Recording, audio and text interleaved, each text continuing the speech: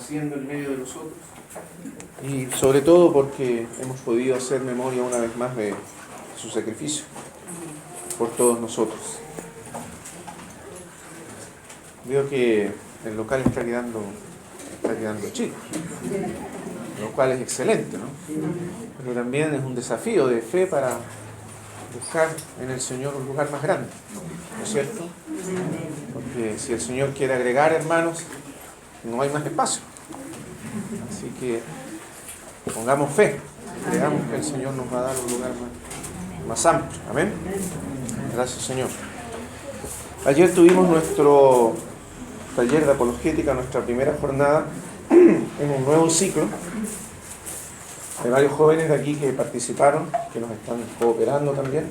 Disculpen. Y es una bendición. No sé si me pueden conseguir un vasito de agua para este momento. Y fue una gran bendición. Teníamos alrededor de 200 jóvenes participando en el taller. Se grabaron las sesiones, van a estar en YouTube, pero están en Facebook ahora, en este momento. Así que los invitamos, si quieren asistir, para que puedan también enterarse de lo que estamos haciendo. Vivimos en una sociedad que se ha vuelto cada vez más hostil al cristianismo, a la fe, y que cada vez más nos confronta con argumentos, con demandas, con exigencias. Y como dice la Escritura, debemos aprender cómo responder a cada uno, es decir, cómo responder adecuadamente a cada uno. Debemos aprender a dar razón de nuestra fe. Y no a responder de cualquier manera, porque si respondemos de cualquier manera, eso en lugar de acercar a las personas, las va a alejar más del Señor. Incluso les va a dar la razón. Ven, oye, como decía yo, que esta gente es fanática o ignorante o no sabe lo que dice. Entonces necesitamos prepararnos para responder. No solo los jóvenes más porque están inmersos en un contexto académico, de estudio que es altamente hostil. En muchos sentidos, no solo de los profesores, incluso de los compañeros de curso. Pero todos nosotros, cada vez más vamos a ser demandados en términos de respuestas coherentes de por qué creemos. En una sociedad que cuestiona nuestros principios morales. Sí, cuestiona nuestros principios morales. Cada vez más se nos va a demandar una respuesta a todos estos temas de igualdad de género, de matrimonio homosexual, etc. Entonces necesitamos prepararnos.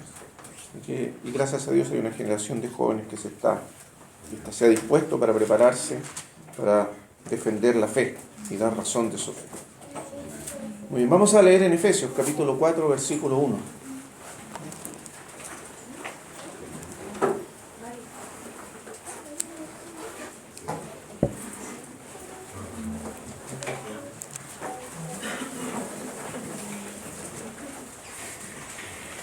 Efesios 4:1. Yo pues, preso en el Señor, os ruego que andéis como es digno de la vocación con que fuisteis llamados, con toda humildad y mansedumbre, soportándoos con paciencia los unos a los otros en amor, solícitos en guardar la unidad del Espíritu en el vínculo de la paz. Vamos a leer esto. Hagamos una oración más al Señor.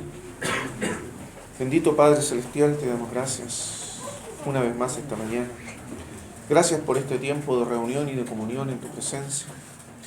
Gracias porque tu Espíritu Santo está con nosotros. Pedimos ahora, Padre, que ese Espíritu Santo pueda conducirnos a toda la verdad. Que tu palabra pueda ser vivificada en nuestros corazones. Que nuestro corazón pueda disponerse también a recibir tu palabra, atesorarla, guardarla, creerla y obedecerla. Te lo pedimos, Padre, en el nombre de tu Hijo Jesús. El apóstol Pablo, a partir del capítulo 4 de la carta a los Efesios, cuyo tema central es la iglesia, es el gran tema de la carta, es la revelación de qué es la iglesia en el corazón de Dios, en el propósito eterno de Dios. Y en este capítulo, a partir del capítulo 4, él nos habla de la edificación de la iglesia. Y desde el versículo 1 al versículo 16 nos entrega 4 elementos fundamentales para la edificación de la iglesia. 4 elementos que tienen necesariamente que estar presentes en medio de la iglesia para que pueda ser edificada, según el propósito del Señor. Si falta alguno de ellos, entonces la iglesia no podrá ser edificada conforme al propósito del Señor. Por eso en el versículo 1 dice: os ruego que andéis o viváis como es digno de la vocación con que fuisteis llamados. Y esa expresión allí, la vocación con que fuisteis llamados, se refiere al llamamiento de la iglesia, al propósito, al destino de la iglesia, según el corazón de Dios. Lo que se ha revelado en las primeras partes de la carta. La iglesia fue llamada a ser la familia de Dios, a ser el cuerpo de Cristo, a ser el templo del Espíritu Santo. Esa es la vocación eterna de la iglesia. Para eso fuimos llamados. Y para que eso pueda ocurrir, para que podamos llegar a ser, aquí en la tierra, en nuestra experiencia, la iglesia que el Señor tiene en su corazón, entonces tenemos que andar como es digno, dice Él. Él nos ruega que andemos como es digno de la vocación con que fuimos llamados. Esa es la vocación, la que acabamos de resumir muy brevemente. Y entonces Él dice, a partir del versículo 2, nos entrega los 4 elementos fundamentales para andar como es digno de la vocación con que fuimos llamados. En otras palabras, para que podamos aquí en la tierra encarnar el propósito divino respecto a la iglesia, la razón de nuestra vocación y nuestro llamamiento. Y estos 4 los voy a resumir brevemente, y están en los siguientes versículos. En el versículo 2 se menciona el primero, el amor, es el primer elemento, el primero. Y están puestos en un orden ascensional o ascendente, están puestos como los escalones de una escalera. Para llegar al segundo hay que pasar por el primero, y para llegar al tercero hay que pasar por el segundo, y así sucesivamente. Entonces, están en un orden que no puede ser alterado, que no debiera ser alterado. El primero da lugar al segundo, el segundo al tercero, y el tercero al cuarto. Fundamenta cada uno de ellos al siguiente. Entonces, el primero es el amor.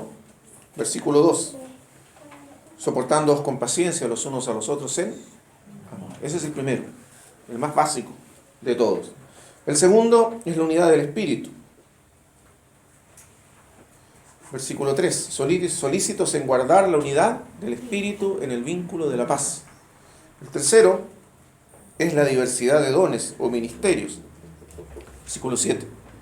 Pero a cada uno de nosotros fue dada la gracia conforme a la medida del don de Cristo. A cada uno, es decir, cada uno recibió una medida diferente de gracia. La diversidad de los dones es la unidad del cuerpo de Cristo. Entonces, lo primero es el amor, lo segundo la unidad, y dentro de esa unidad, diversidad. Somos uno en Cristo, pero no somos todos iguales y tenemos todos la misma función en el cuerpo de Cristo. Diversidad. Pero aún todavía falta un cuarto elemento que está en el versículo 14. De quien todo el cuerpo, bien concertado y unido entre sí por todas las coyunturas que se ayudan mutuamente, según la actividad propia de cada miembro, recibe su crecimiento para ir edificándose en amor. Observe que el amor comienza y termina toda la edificación del cuerpo de Cristo. El amor es el punto de partida, pero también es el final. Es decir, toda la edificación del cuerpo tiene que ser hecha en amor. El amor es el elemento fundamental de toda la edificación. Y dentro de ese elemento esencial está, primero, la unidad del Espíritu. Segundo, la unidad del Espíritu es un hecho. No vamos a hablar hoy día de eso, pero es un hecho divino. Pero no podemos guardarla sin amor. Si no hay amor, esa unidad no puede reflejarse efectiva y realmente en nosotros. Luego tenemos diversidad de dones, de funciones. Pero para que esas funciones diversas no choquen entre sí, no haya conflicto entre las diferentes funciones, porque somos distintos. Siendo uno, somos distintos. ¿Cómo evitamos que haya conflicto? Entonces el cuarto elemento, mutualidad. Que todas ellas se concerten, se unan para trabajar juntas. Y eso también es un producto del amor.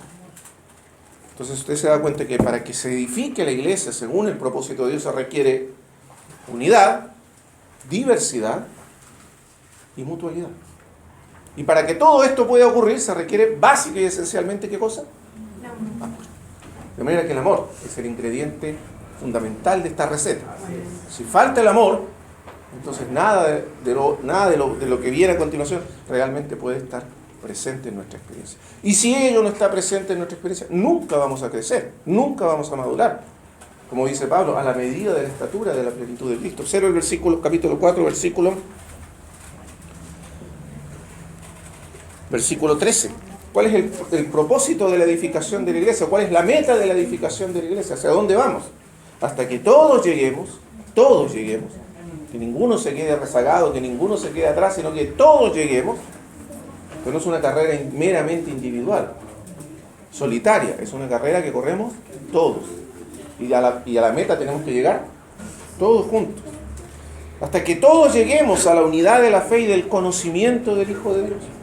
Esa palabra allí, conocimiento del Hijo de Dios, es el conocimiento pleno, perfecto del Hijo de Dios. Y no se refiere solo a un conocimiento mental, sino a la experiencia que deriva de ese conocimiento. Al conocimiento pleno del Hijo de Dios. A un varón perfecto. Y ahí se refiere a maduro.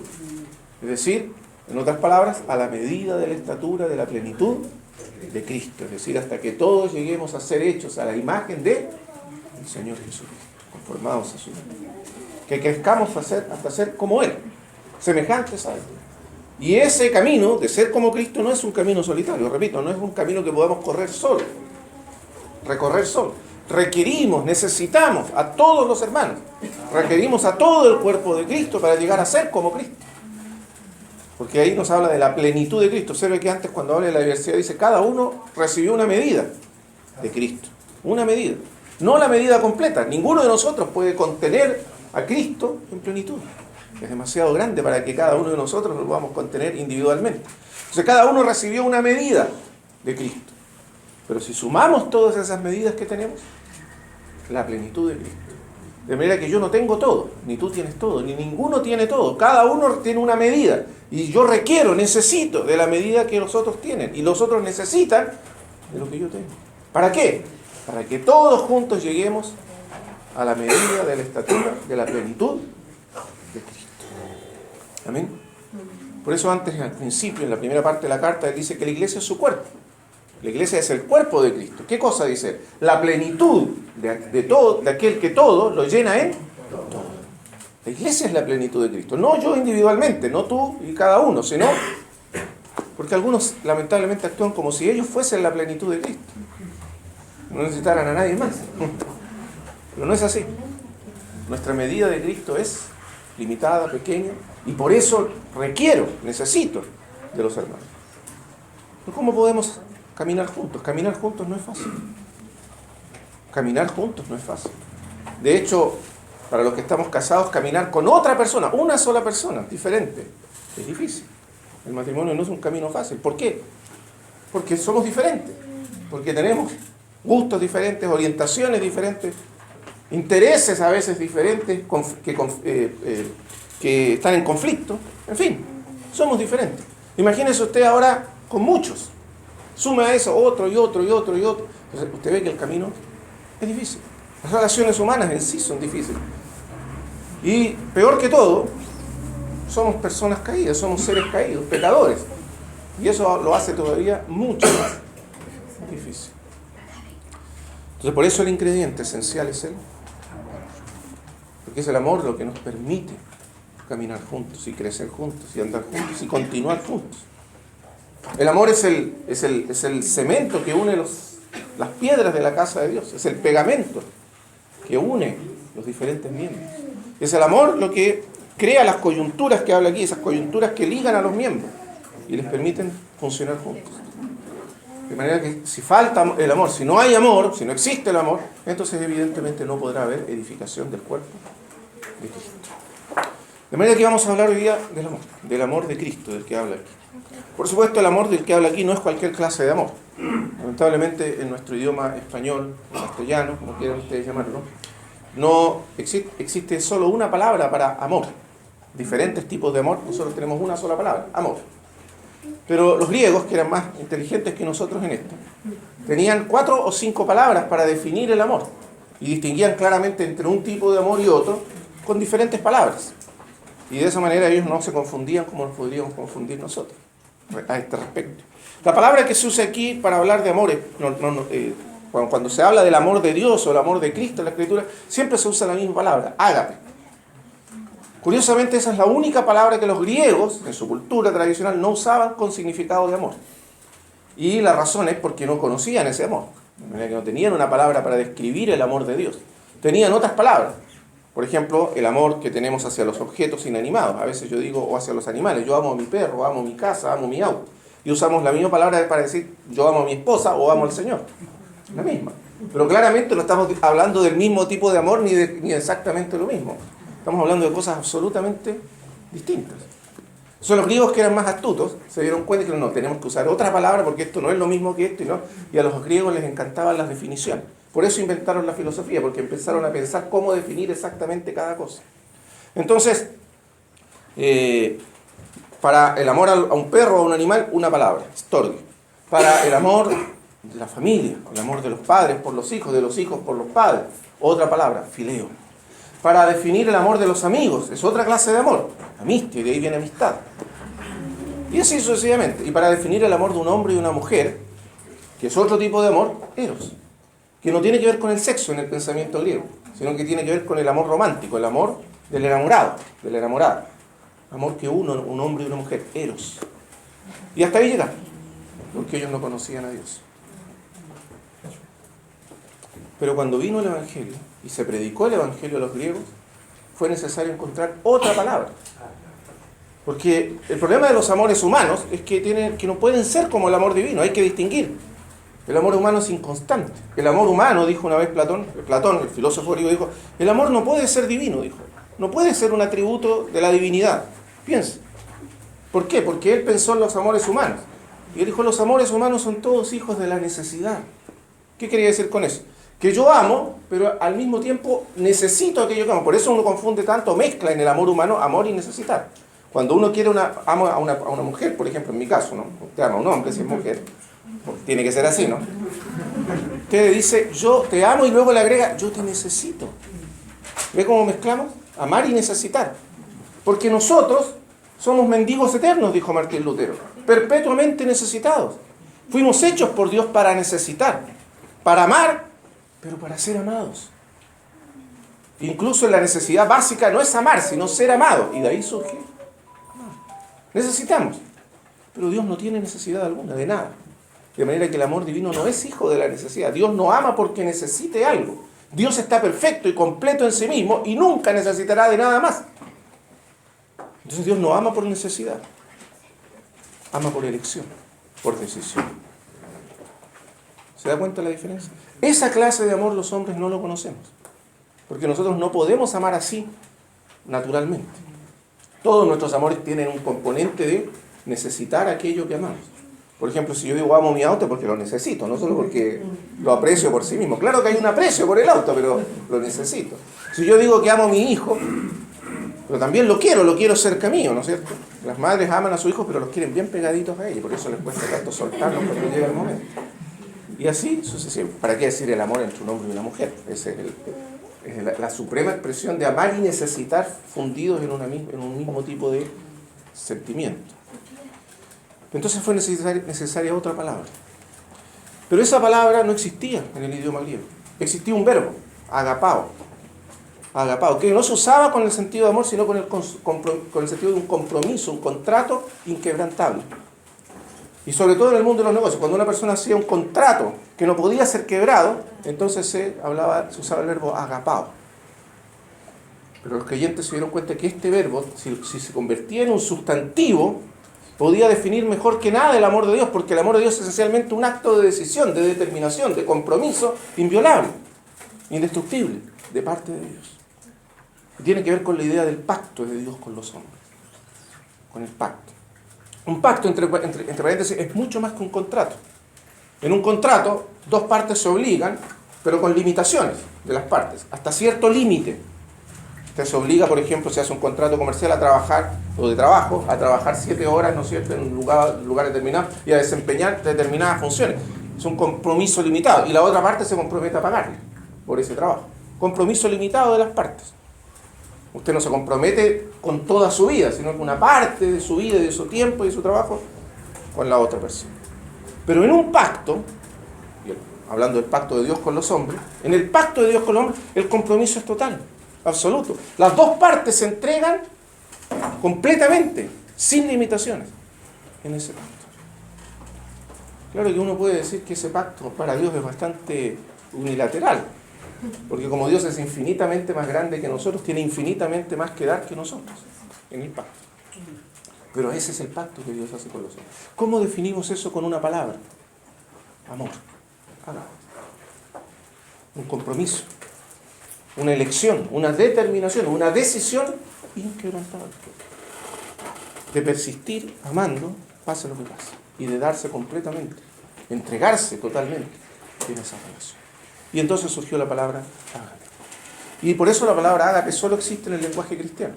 En la antigüedad solo los cristianos usaban la palabra ágape para referirse al amor de Dios. Y entonces ágape era por definición amor de Dios. No había que ponerle ningún complemento. Si usted decía ágape, era ya por definición el amor de Dios. Y entonces por eso cuando él dice aquí, soportándoos con paciencia, versículo 2, los unos a los otros en amor, esa palabra es ágape. Inmediatamente un creyente sabría que se refiere a qué. ¿A qué tipo de amor? Al amor de Dios. No se refiere al amor humano, ni a la capacidad humana de amar, sino que se refiere específicamente al amor de Dios. O cuando el versículo 16 termina diciendo, recibe su crecimiento para ir edificándose en amor. Otra vez, ¿qué palabra? Ágape. Amor de Dios. Única y exclusivamente el amor de Dios. O sea, no es un amor meramente humano el que edifica la iglesia. No se puede edificar con amores meramente humanos. De hecho, no servirían los amores meramente humanos en este contexto. Se requiere el amor de Dios. Es un amor sobrenatural, un amor que viene de arriba. Es el amor de Cristo o amor de Dios. Es el amor que el Espíritu Santo derrama en nuestros corazones en el momento de la conversión, de la regeneración, del nuevo nacimiento. Amén. Es un amor sobrenatural que el Espíritu derrama en nuestros corazones. Es el amor con que Dios nos amó a nosotros primero. Porque de tal manera amó Dios al mundo que ha dado a su Hijo unigénito. Ese es el amor del que está hablando aquí. El amor que viene de Dios, que procede de Dios, que es de Dios. Y como diría Juan después, no solo que viene de Dios, sino que es Dios mismo. Dios es amor. Es el amor que define la naturaleza de Dios. Dios es esencialmente, en su naturaleza, en su carácter esencial, amor. Qué glorioso amor. Y ese amor es el que se requiere como elemento fundamental para la edificación de la iglesia.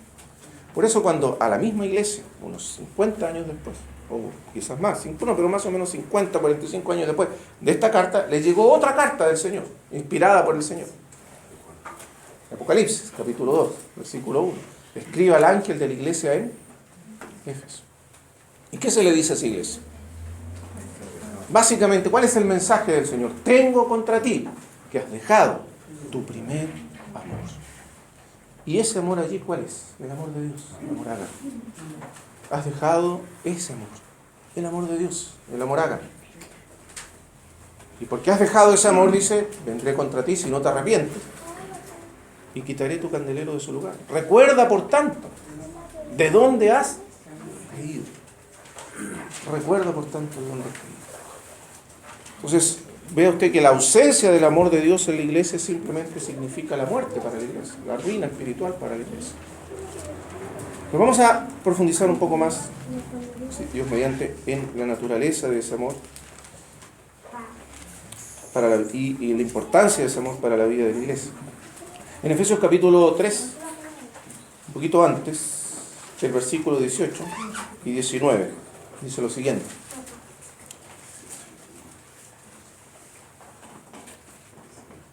Para que 18, seáis plenamente capaces de comprender con todos los santos, otra vez esa expresión, todos los santos,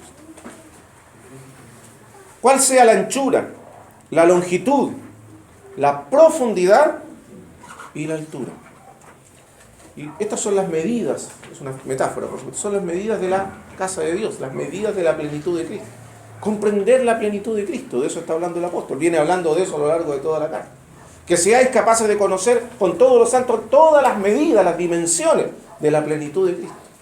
O como dice en otro lado, para que lleguéis al conocimiento pleno del Hijo de Dios.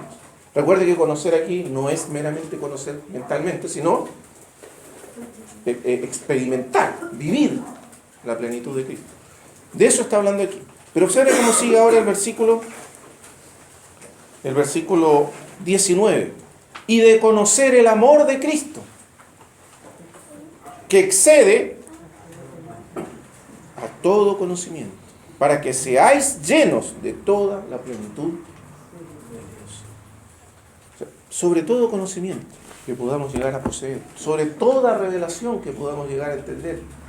Hay un conocimiento que supera a todos los demás. ¿Cuál? El amor de Cristo, dice Pablo.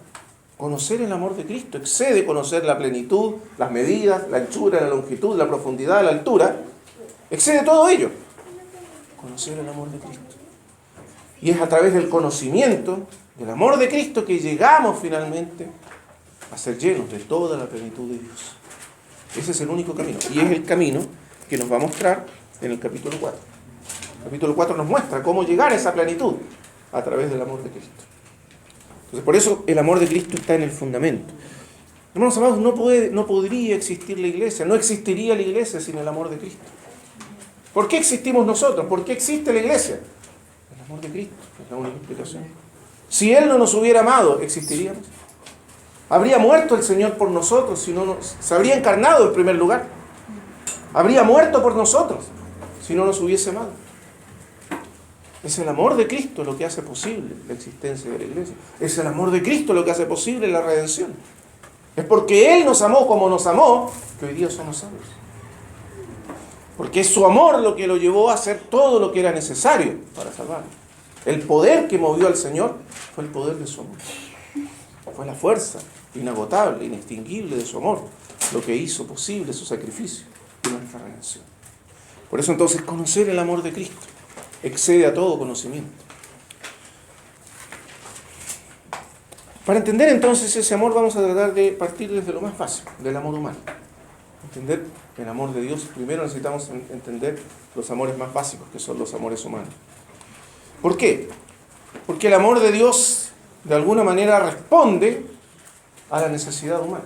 No de alguna manera, responde plenamente a la necesidad humana. No existe una necesidad más fundamental para dar significado, sentido, valor a la vida humana que la necesidad de ser amados. No existe una necesidad más importante. Por eso cuando Dios diseñó la vida humana, la diseñó de tal manera que lo primero que debiera recibir un ser humano es ¿qué cosa? Amor. ¿No es así? Porque fíjese que la relación más potente que existe en la naturaleza es la relación entre la madre y el hijo. No hay una relación más profunda ni más potente. No hay una clase de amor humano más fuerte, más poderoso. Como todos los amores humanos se puede corromper, se puede deformar. Esa es la tragedia de la raza humana caída. Pero hablando en sentido puro, el amor de una madre por un hijo, esa es la forma de amor más fuerte que existe en la experiencia humana. Y eso viene del Señor, porque Dios diseñó la vida humana así. Cuando un hijo pequeño asustado viene a su madre en la noche, después de haber despertado de una pesadilla, y viene llorando y abraza a su mamá, y la mamá lo abraza, o viene en una noche de tormenta con truenos y relámpagos, un niño se asusta, una niñita se asusta y viene a su madre y la abraza. ¿Y qué le dice la mamá? No tengas miedo, todo va a estar bien. ¿No le dice eso? Le hago una pregunta, madre. ¿Cómo sabe usted que todo va a estar bien? ¿Usted tiene poder sobre la naturaleza? ¿Puede controlar los relámpagos, o los terremotos, o los truenos? ¿Y por qué le dice a su hijo todo va a estar bien? Buena pregunta, ¿verdad? ¿Sabe por qué? Creo yo. Bueno, por lo que uno entiende en la Escritura, la verdad. Porque el ser madre y ser hijo es una creación de Dios. Y cuando una madre ama a un hijo, y cuando le dice algo así, de alguna manera está reflejando el amor de Dios por todos los hombres. Claro que la madre no tiene poder para controlar la naturaleza, pero Dios tiene.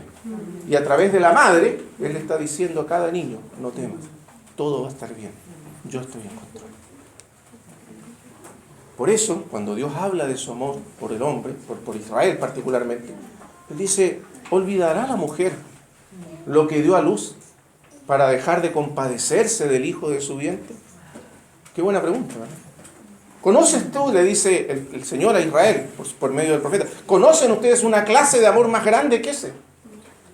El amor de una madre por un hijo. Aunque el hijo sea el peor de los criminales, allí estará la madre, ¿o no? Si un hijo está en la cárcel por un crimen terrible y queda en cadena perpetua, esa madre lo va a ir a visitar todos los días, o todos los meses. Nunca, no lo va a abandonar. ¿Por qué? Porque lo ama. ¿No es así? Pero el Señor dice, aunque ella olvide, yo nunca me olvidaré de ti. Aunque ese amor llegara a fallar, el mío no va a fallar.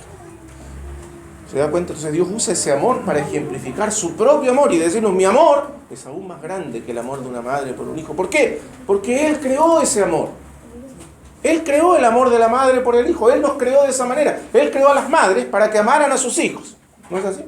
Usted no tiene que esforzarse para amar a sus hijos. Cuando yo me acuerdo, y eso que yo soy papá, el amor de padre no es tan así visceral como el amor de la madre, pero también es visceral. Y yo cuando estaba embarazada, mi esposa de la Manuela, mi primera hija, ¿sabes qué pensaba? Yo, ¿seré capaz de amar a mi hijo? Lo pensaba. Y trataba de sentir amor por algo que no existía todavía. Era raro, pero era una idea que se me venía en la cabeza. ¿Cómo voy a hacer para amarla, quererla, como se supone que un padre tiene que amarla? Y no tenía sentido pensar eso, porque Dios nos hizo para amar de esa manera. Cuando nació mi hija y la vi nacer, automáticamente mi corazón se llenó de amor. Fue automático, no tuvo que hacer ningún esfuerzo. ¿Y no le pasó a usted lo mismo? Bueno, a las madres les pasa antes porque ya lo llevan en su vientre. Entonces, eso es un don de Dios. El amor en sí es un don de Dios, es una dádiva de Dios. Somos capaces de amar porque Dios nos creó con la capacidad de amar. Pero esa capacidad de amar surge de algo básico. Primero, nuestra necesidad de ser amados. ¿No es así? ¿Qué pasa cuando un hombre no se siente amado? Se siente rechazado, despreciado. Cuando no se sintió amado por sus padres, por su madre, la vida de esa persona se vuelve un infierno, una miseria. No hay razón, no hay propósito, no hay dignidad, no hay valor para la vida cuando no se es amado. Pero lo curioso de todo esto es que aunque usted sea amado de la manera más perfecta por su padre, por su madre, por sus amigos, su corazón todavía seguirá necesitando ser amado. ¿Por qué? Porque fuimos creados para un amor más grande que el amor humano. Y porque ningún amor humano, por bueno y perfecto que sea, puede satisfacer el anhelo más profundo del corazón humano. Porque fuimos creados para ser amados con un amor ilimitado y eterno. Qué cosa maravillosa. Fuimos creados para ser amados por Dios. Señor, tú nos hiciste para ti, dice San Agustín. Y nuestro corazón no tiene descanso hasta hallar descanso. Pero esa es la necesidad humana fundamental, ser amados. Es la necesidad que le da sentido, seguridad, valor a la vida humana. Las personas que no han sido amadas, que no se han sentido amadas, ¿cómo son? Inseguras. Son personas que tienen miedo, son personas que no tienen propósito, que no tienen esperanza. Pero aún así, ningún amor humano puede llenar la necesidad más profunda del corazón de Dios. Hace poco tiempo leí una historia que ilustra muy bien esto que estamos diciendo. En Estados Unidos, en un centro de atención para personas de la calle, mendigos, que estaba administrado por creyentes, por hermanos, por una iglesia. Llegó una muchachita, una mujer joven de 16, 17 años, llegó, una niña de la calle, una mendiga, destruida por la vida. Llegó a ese lugar y la atendieron, la recibieron, la alimentaron, le cortaron el pelo, le dieron ropas nuevas. Y la hermana que estaba a cargo de todo ello cuenta lo siguiente. Ella dice, cuando ella llegó venía con una lata de café, una lata, que tenía abrazada constantemente y no la soltaba. Como nosotros recibimos a todas las personas, no le preguntamos nada al principio. Pero ella no soltaba nunca esa lata. Incluso cuando dormía abrazada a la lata. En el día andaba todo el día con la lata. Cuando se bañaba, iba a bañarse con la lata ahí al lado. Nunca se separaba de esa lata. Una niña que no tenía nadie en la vida, nadie, sola, abandonada en la calle. Con el tiempo ganamos confianza, dice, y finalmente yo me atreví, dice la hermana contando la historia, me atreví a preguntarle, ¿qué hay en la lata? Y le pregunté, ¿qué tienes en esa lata? ¿Por qué no la sueltas? ¿Por qué es tan importante para ti? Y ella contó la siguiente historia. Mi madre, cuando yo nací, mi madre era muy pobre, casi una mujer como yo, una drogadicta, y me arrojó en un tarro de basura y me abandonó. Me tuvo en la calle y me arrojó en un tarro y se fue. Y nunca más supe de él. Y crecí en la calle, solo. Nunca recibí una migaja de amor de nadie. Y fui creciendo y creciendo. Y cuando ya tuve la suficiente edad, quise buscar a mi madre, saber quién era. y la fui a buscar. Y finalmente llegué a un hospital y ella estaba agonizando en una cama. Estaba muriendo de sida o algo así. Y yo me acerqué a ella y le dije que yo era su hija. Y ella, en sus últimos momentos, me miró y me dijo lo siguiente: hija mía, perdona. Todos estos años he pensado en ti. No sabía dónde estaba. Pero quiero que sepas que, antes de que yo muera, quiero que sepas que yo siempre te amé. Y al día siguiente murió.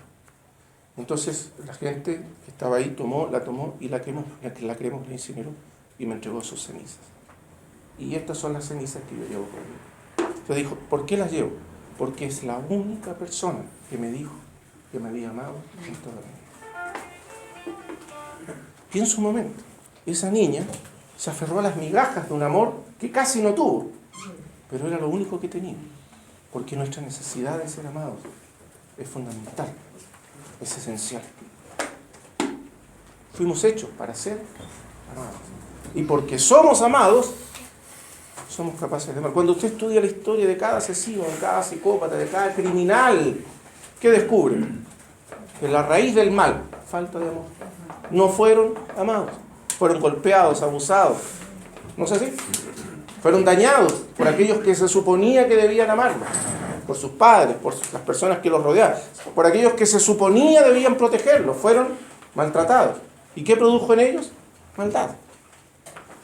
Maldad. Vea la historia de todos los grandes tiranos de la historia humana, la historia de Hitler, de otros, todos tienen la misma historia, el mismo patrón. No fueron amados y por eso eran incapaces a su vez de amar a otros. Entonces fuimos creados para ser amados. Esa es nuestra primera necesidad. Pero recuerde, no por cualquier clase de amor. Aún si fuésemos muy amados por todas las personas que nos rodean, todavía nuestro corazón seguiría anhelando algo más. ¿Verdad? Porque fuimos hechos para ser amados por Dios. En el Antiguo Testamento, el último libro de la Biblia, es un libro bastante triste, dramático por decirlo de alguna manera, porque es el libro que cierra el canon del Antiguo Testamento. Después de eso vienen 400 años de silencio. 400 años de silencio. Es un tiempo muy largo, donde no se escuchó más la voz de Dios en Israel. Durante, como dice Hebreos, Dios habiendo hablado muchas veces y de muchas maneras, en otro tiempo, a los padres por los profetas, durante alrededor de 1000 años o 1500 años, Dios habló. Primero Abraham, el padre de la nación, y luego continuó hablando, y esta es la última vez que Dios habla a Israel. Y no volverá a hablar, sino hasta cuando Juan el Bautista aparezca en el desierto diciendo: arrepentidos. 400 años después. 400 años de silencio. ¿Por qué? ¿Por qué Dios dejó de hablar a la nación de Israel durante 400 años? Observe lo que dice el libro. Capítulo 1, versículo 1. Profecía de la palabra de Jehová contra Israel, por medio de Malaquías. Yo os he amado. Mire la primera palabra del Señor. Lo primero que el Señor les dice: yo os he amado. Dice Jehová: y dijisteis: ¿en qué nos amaste? No era Esaú hermano de Jacob, dice Jehová, y amé a Jacob, y a Esaú aborrecí. Fíjese lo que el Señor le dice a Israel: yo os he amado.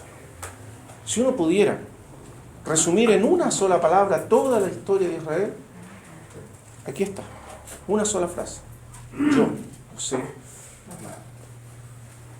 ¿Y cuál sería la segunda parte? Y ustedes no me correspondieron. Yo los amé, y ustedes no me correspondieron de la misma manera. Está hablando el Dios del pacto, el Dios que hizo un pacto de amor con su pueblo. Yo los amé y ustedes no me amaron. Y no solo no me amaron, sino que preguntan de una manera absolutamente indiferente: ¿y en qué nos amaste? ¿Cuántas veces nosotros preguntamos lo mismo? ¿Será que Dios nos ama? ¿En qué nos ama el Señor? Fíjese que la historia de la iglesia en Éfeso va a terminar casi de la misma manera. ¿Has dejado tu primer amor? ¿Te has olvidado del amor de Dios? ¿Has olvidado cómo yo te amo? Cuando nosotros nos volvemos incapaces de amarnos los unos a los otros, Es porque nos hemos olvidado de su amor, de cuánto Él nos ama. Porque recuerde, el amor entre nosotros es un reflejo de su amor por nosotros. Cuando falta amor en la iglesia es porque falta comprensión, conocimiento del amor de Dios. Es porque nos hemos olvidado de su amor, que luego nos volvemos incapaces de amarnos los unos a los otros. Nosotros le amamos a Él porque Él nos amó primero. Y ese amor es el que nos capacita para amarnos los unos a los otros. Pero cuando ese conocimiento, esa visión de su amor se enfría en nuestro corazón, obviamente nos volvemos incapaces de amar. Como veníamos diciendo, cuando las personas no son amadas, son incapaces de... Pero aquí el problema no es que Dios no amó, sino que ellos se volvieron indiferentes, se volvieron incapaces de recibir su amor, de aceptar su amor. ¿En qué nos amaste? Qué pregunta, ¿verdad? ¿Qué pregunta le podían hacer a Dios? Si Dios pudiese o quisiese recapitular la historia de su amor por Israel, ¿cómo lo haría? En primer lugar, ustedes ni siquiera existirían como nación, como pueblo, si yo no los hubiese amado. Porque cuando su padre Abraham, el primero de todos, era un pagano, perdido en la oscuridad de Ur de los Caldeos, en las tinieblas morales y espirituales de Babilonia, de Ur de los Caldeos, yo lo llamé, yo lo escogí, lo saqué de Ur de los Caldeos para formar con él una nación. Ustedes son el fruto de mí. Ni siquiera existirían. Abraham habría muerto como un pagano y nunca habría existido un Israel sobre la faz de la tierra. Yo los amé cuando llamé a Abraham. Y los cogí, los saqué de su tierra, de su parentela, y los bendije. Y hice un pacto con él, podría decir el Señor, ¿verdad? Dios hizo un pacto de amor con Abraham. ¿Recuerda lo que era un pacto? Un pacto es una obligación total, completa, de dos partes. Que Dios haga un pacto con nosotros, ¿usted se da cuenta de lo que eso significa? Dios se obliga en ese pacto a dar todo de sí. Y por supuesto nosotros nos obligamos a dar todo de nosotros mismos. Y Dios hizo un pacto con Abraham. Una noche oscura. Abraham tomó animales, 7 tipos de animales que son los mismos 7 animales que aparecen en los sacrificios de Levítico. Los abrió por la mitad. Y entonces Dios pasó por medio de esos animales partidos. E hizo un pacto con Abraham. Una antorcha de fuego pasó. E hizo un pacto de amor con Abraham. En ese pacto, Dios se comprometió, se entregó, se obligó completamente a dar todo de sí por amor a Abraham. Y Abraham se comprometió a dar todo de sí por amor al Señor. Eso es un pacto. Fue voluntario. Nadie obligó a Abraham a entrar en ese pacto. Pero cuando usted se casa, por ejemplo, usted hace ese mismo clase de pacto. ¿Por qué lo hace? Porque ama. ¿No es así? Hace un pacto con su esposo, con su esposa. En salud, enfermedad, pobreza, abundancia, adversidad, prosperidad. Pase lo que pase, venga lo que venga. Vamos a estar juntos. Voy a cuidarte, voy a protegerte. Voy a estar contigo. Pacto de amor. ¿No es así? Es por eso que Dios siempre habla de su relación con Israel como una relación matrimonial. Es un pacto de amor. No es un contrato comercial, es un pacto de amor. Abraham y Dios. Y en ese pacto Abraham se comprometió a dar todo de sí, que no era mucho. Lo que nosotros tenemos que dar de nosotros no es mucho, pero era todo. Lo poco que tenemos, pero todo. Y Dios se comprometió a dar todo de sí por ese pacto. Pregunta, ¿cumplió Dios su parte? Amén. Cuando Abraham ya era viejo, y Dios lo había bendecido en todo. La Escritura dice, he aquí que el Señor probó a Abraham. Y le dijo, Abraham, toma a tu hijo, el único, el que tú amas, y llévalo al monte de Moriah y ofrécelo allí en sacrificio. ¿Qué petición? ¿Qué demanda? Usted podría decir, ¿pero por qué? Pero recuerde, hay un pacto de amor entre los dos. ¿Qué es lo que más amaba Abraham? ¿Qué era lo más valioso de Abraham? ¿Dónde estaba toda la esperanza, la vida de Abraham? Todo estaba representado en ese único hijo.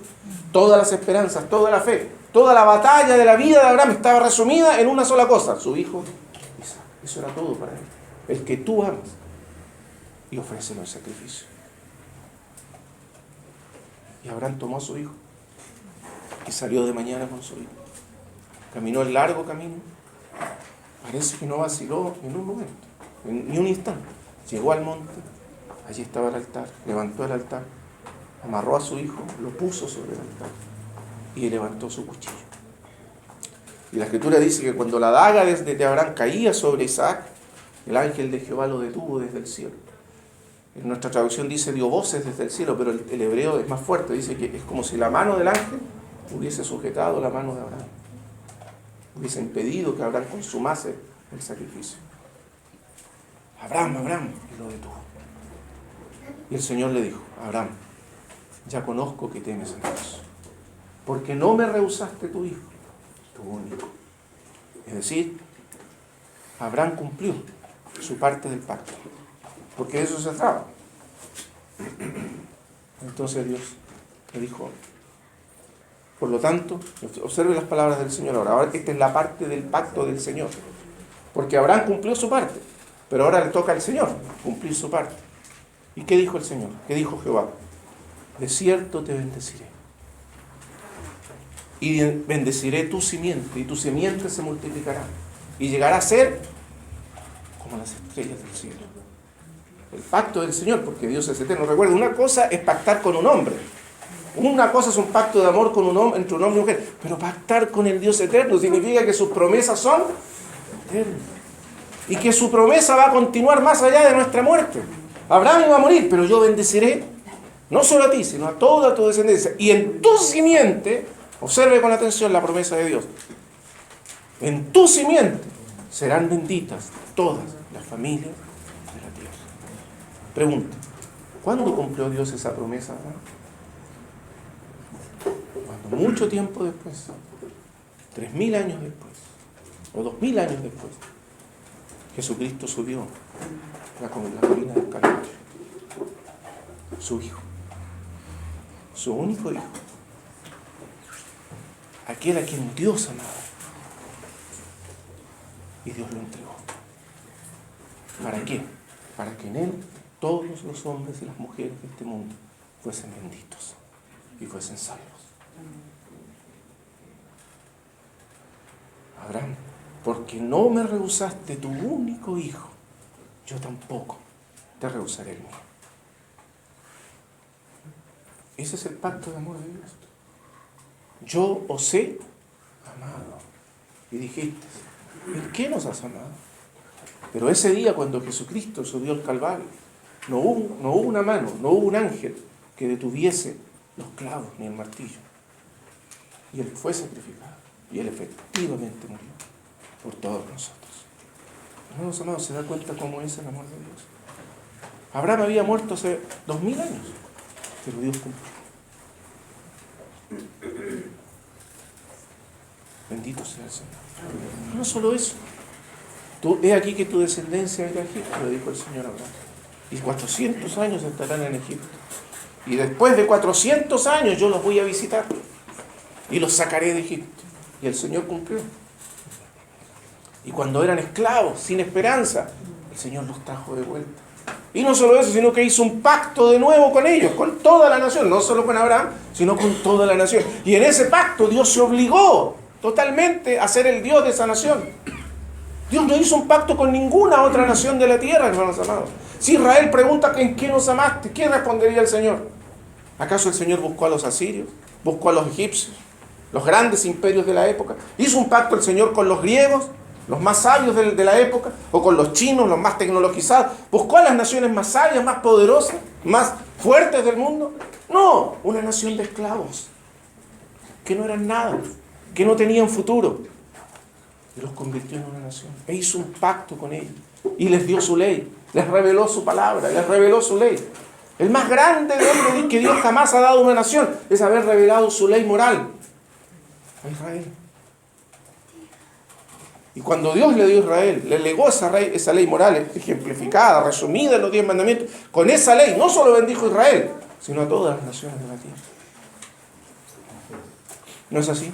Porque esa ley establece, por primera vez en la historia de la humanidad, la dignidad fundamental, inviolable de toda vida humana. Nunca antes nadie siquiera había imaginado que la vida humana era sagrada e inviolable hasta que vino la ley de Dios. ¡Qué gran avance! No solo una bendición para Israel, sino para todas las naciones. ¿No es así? Dio su ley, se reveló a ellos. Y no solo eso, se comprometió a ser el Dios de ellos, a guardarlos, a protegerlos. Y yo no los elegí, dice, porque ustedes fueran la mejor de las naciones. Eran insignificantes, porque yo los amé. El profeta Ezequiel recuerda esa historia. Recuerda esa historia. Dice, con una metáfora, dice: es aquí que cuando tú naciste fuiste abortada, como la historia de la niñita que contamos hace un rato. Fuiste abortada, arrojada en el camino. No valías nada, no tenías nada. Y yo pasé por el camino y te vi abandonada, ensangrentada. Y te tomé, y te lavé, y te entregué a otros para que te cuidaran y les pagué todo. Pagué tu crecimiento, tu educación, tu ropa, todo lo que tuviste. Lo pagué. Y después, cuando volví, tiempo después y ya eras adulta, te ofrecí casarme contigo. Aleluya. Y me casé contigo. Y te di todo lo que tengo. Pero tú me traicionaste. Te fuiste con otros.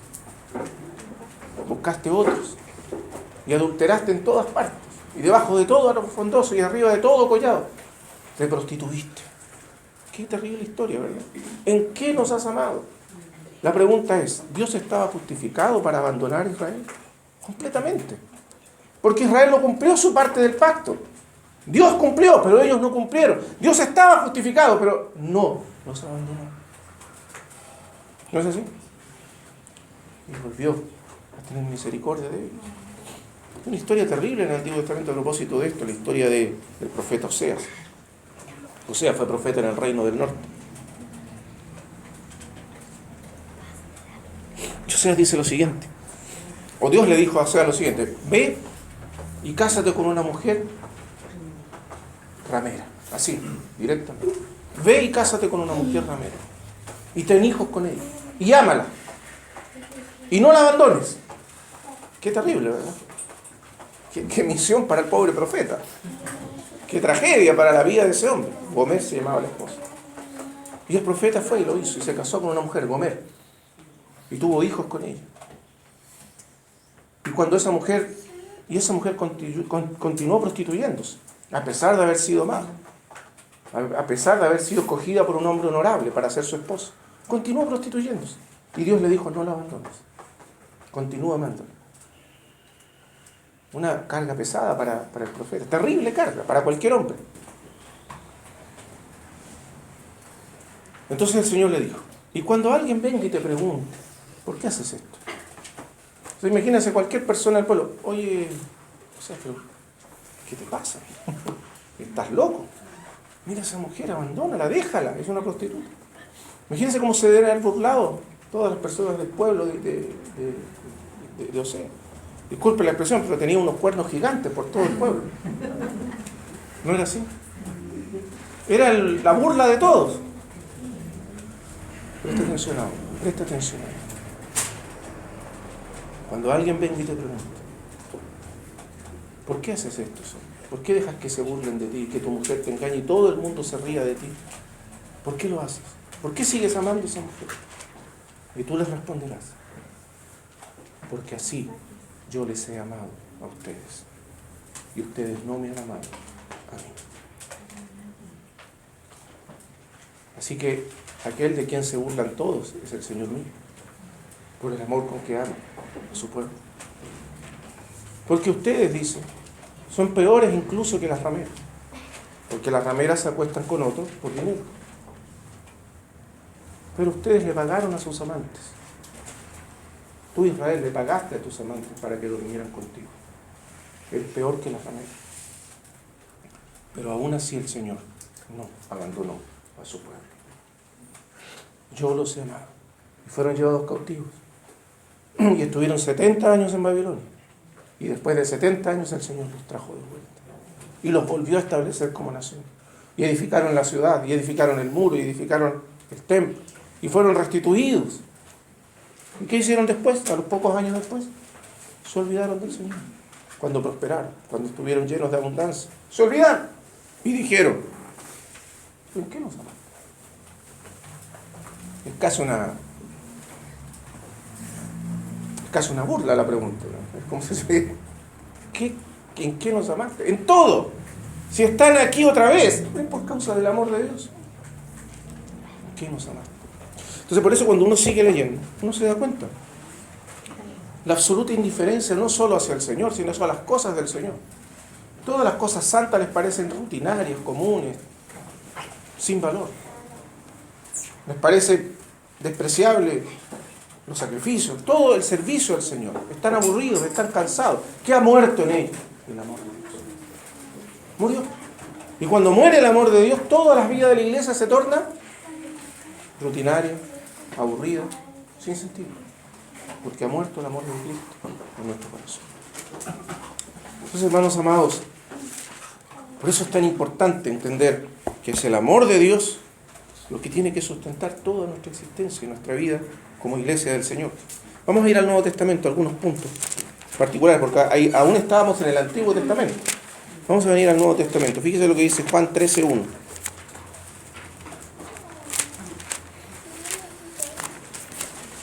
Evangelio de Juan 13:1.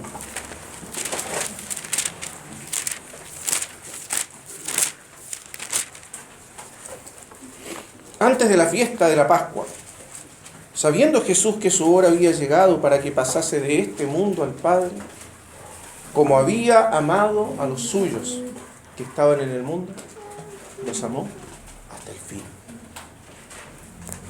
Esas son las palabras de Juan. Jesús amó a los suyos hasta el fin. ¿Qué significa amar hasta el fin? Hasta la muerte. Hasta las últimas consecuencias de ese amor. Ahora piensa un momento, ¿por qué Juan usa esta expresión? Fíjese el contraste que hace Juan aquí. Sabiendo Jesús que su hora había llegado para que pasase de este mundo al Padre.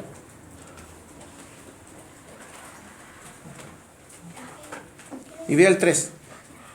Sabiendo Jesús que el Padre le había dado todas las cosas en las manos y que había salido de Dios y a Dios iba. ¿Qué quiere decir Juan con esto? Que Jesús sabía perfectamente quién era Él. Estaba absolutamente consciente de su identidad divina. Sabía que Él era el Dios omnipotente, omnisciente, omnipresente, el que sustenta todas las cosas con la palabra de su poder. Sabía que al mandato de su voz nacieron las estrellas, los planetas, los cometas, nació la tierra, las montañas, los océanos. Todo fue hecho por el puro y simple mandato de su voz. Él sabía quién era Él, la suprema autoridad que poseía sobre todo lo creado. Él era Dios encarnado, pero nunca dejó de ser Dios. Jesucristo nunca dejó de ser quien era cuando anduvo en esta tierra. ¿Usted se da cuenta de eso? Él sabía que bastaba una palabra suya para terminar todo, para acabar con todo. Ese era Él. Y aún así subió a la colina del Calvario y no desistió. Piensa en el amor de Cristo. ¿Qué permitió que Cristo, usted si tuviera todo el poder del universo, si usted pudiera con una sola palabra, con un solo movimiento de su mano, acabar con todo su sufrimiento, no lo haría? ¿No es así? Pero Él continuó. Subió a la colina del Calvario. Cayó. Y se volvió a parar. Volvió a caer bajo el peso de la cruz. Y se volvió a poner de pie. ¿Qué valor, qué fuerza, qué poder lo sostuvo? ¿Por qué subió? ¿Por qué siguió? Imagínense los ángeles que rodeaban ese terrible espectáculo. Los ángeles del cielo miraban. Las manos de los ángeles en sus espadas. Una sola mirada del Hijo de Dios. Una sola. Y todo habría terminado. Pero Él siguió.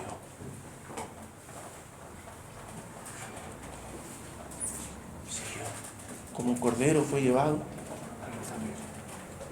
Nunca se olvide que no es simplemente un hombre el que subió a la colina del Calvario. Fue Dios mismo. Dios mismo. Dios mismo. ¿En qué nos has amado? ¿En qué nos has amado? El amor de Dios no es un amor distante desde lejos. Es un amor cercano, próximo. El más cercano de todos. Y siguió. Por eso dice Pablo, conocer el amor de Cristo excede a todo conocimiento. Es lo más inexplicable de todo. Todas las otras cosas se pueden explicar. Pero esto, ¿cómo se explica? El más puro de los hombres, ahora como hombre, meramente como hombre. El más inocente, el que nunca hizo maldad, que nunca halló engaño en su boca, nunca dijo una mentira. El más puro. Cuando nosotros vemos el sufrimiento de los inocentes, no nos rebelamos. No sentimos una rebelión interior. ¿Cómo es posible que los inocentes sufran? Pero ni siquiera el más puro de los niños es totalmente inocente, porque todos tenemos la marca del pecado original. Si no han pecado es porque no crecieron ni tuvieron la oportunidad. Pero aún el más inocente de los niños puede convertirse un día en el peor de los criminales. ¿No es así? Pero no Jesús. No Jesús. Él era el más puro, el más inocente. Si alguien nunca mereció sufrir ni ser castigado, ese fue él. Pero la Escritura dice, varón de dolores, experimentado en quebranto. Y no solo eso, sino que no solo varón de dolores, experimentado en quebranto, sino que como que escondimos de él el rostro, fue menospreciado y no lo estimamos. Ni siquiera fuimos capaces de amarlo, de apreciarlo. Lo despreciamos, lo abandonamos. ¿No dice eso la Escritura? Cuando subió la colina del Calvario, por amor de todos nosotros, usted dirá, estos eran los judíos. No, la humanidad entera estaba ahí burlándose de él, riéndose de él. Él estaba muriendo por aquellos que se burlaban de él, que se reían de él, que los aherían con palabras. No eres el Cristo. Pregunta, ¿cómo pudo Cristo hacer eso por todos nosotros?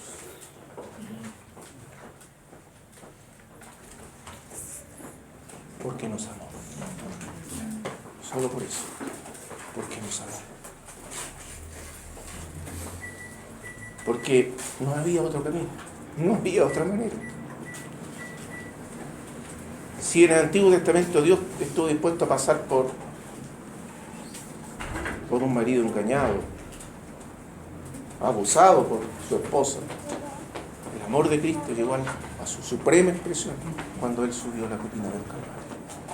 Usted siente que no ha sido amado. Muchos de nosotros no tuvimos, algunos no tuvimos, quizás no digo por mí, pero muchos no tuvieron la suerte de ser amados. Tuvieron padres que no nos amaron, nos fueron abandonados, o algunos nos han traicionado. Pero escuche, hay uno, el más importante de todos, el supremo creador de todo, que nos amó. Que nos amó. Nos amó.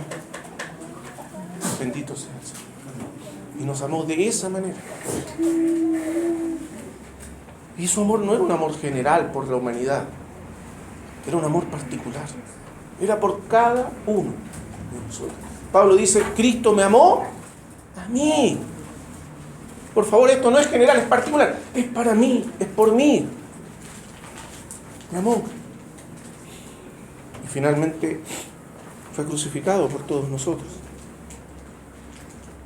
Y cuando estaba en la cruz tampoco abandonó la cruz. El gran amor de Dios. ¿Qué es el gran amor de Dios? Porque recuerde, no solo Cristo murió en la cruz y padeció y sufrió, también el Padre padeció junto con él. Porque el Padre entregó a su Hijo lo que más amaba, el amor supremo de su corazón, su tesoro más valioso, lo entregó por una humanidad rebelde, pecadora, lo entregó. Y cuando su Hijo sufrió en la cruz y padeció y gritó desde la cruz, Padre, ¿por qué me has desamparado?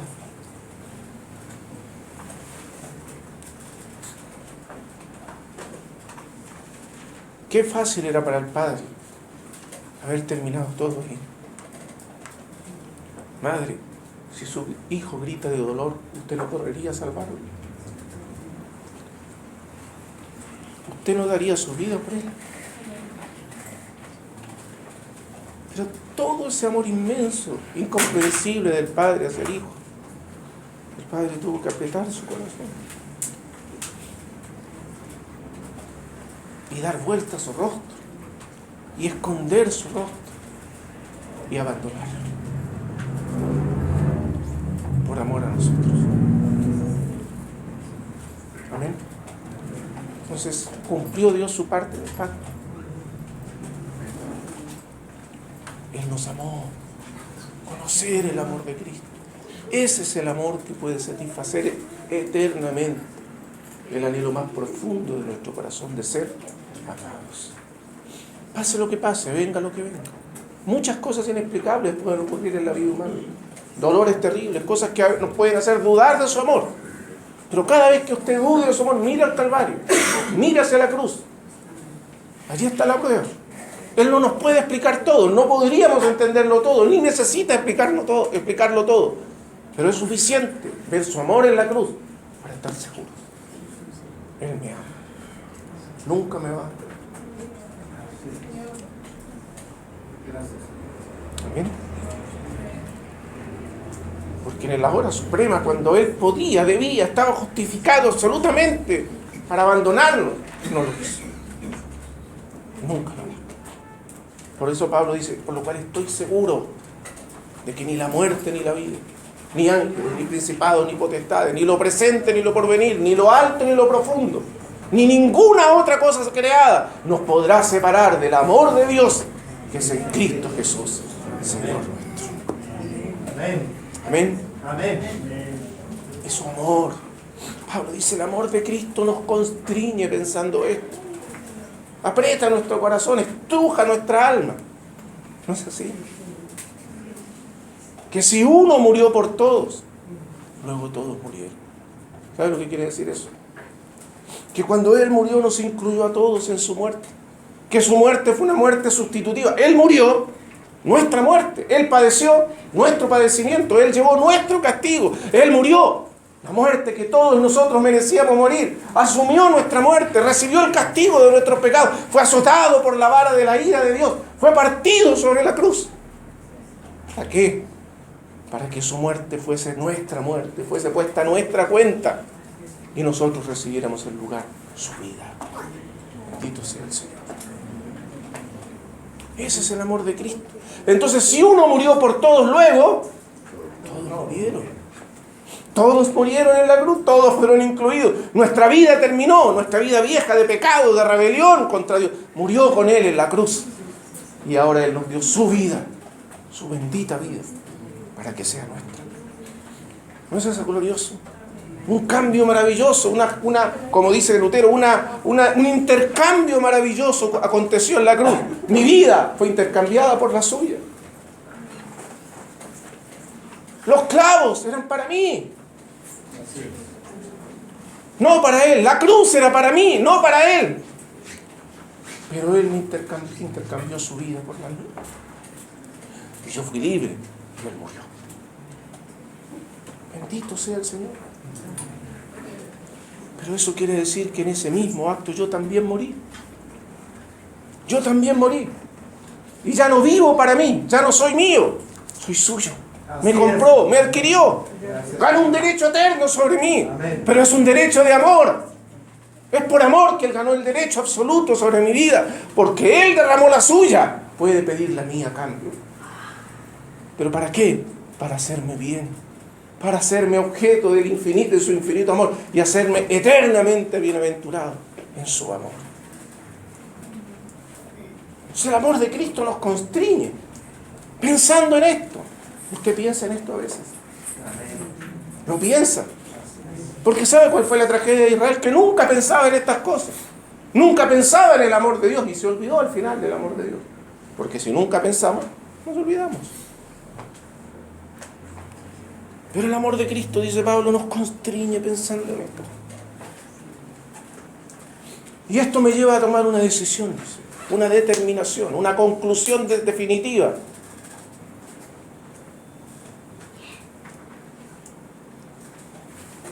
Él dice, de ahora en adelante, a nadie conocemos según la carne. ¿Qué quiere decir Pablo con eso?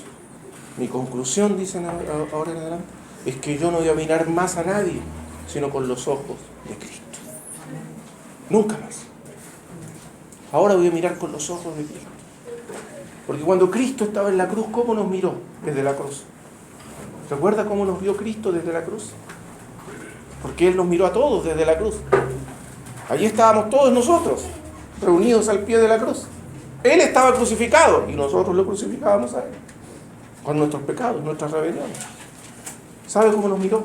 ¿Con qué ojos nos miró Cristo desde la cruz? Con ojos de amor. Padre, perdónalos, porque no saben lo que hacen. Nos amó. Por lo tanto, dice Pablo, ese amor me constriñe a llegar a una conclusión definitiva. Nunca más voy a mirar a nadie con los ojos de la carne, sino con los ojos de Cristo. Así que cuando yo miro a una persona, no la veo con mis propios ojos, sino que la miro como nos mira el Señor. Y el Señor pasa por alto nuestras ofensas. No ve nuestros defectos, no ve nuestros errores, ni siquiera nuestros pecados. ¿Qué ve Él? Nos ve redimidos, nos ve rescatados.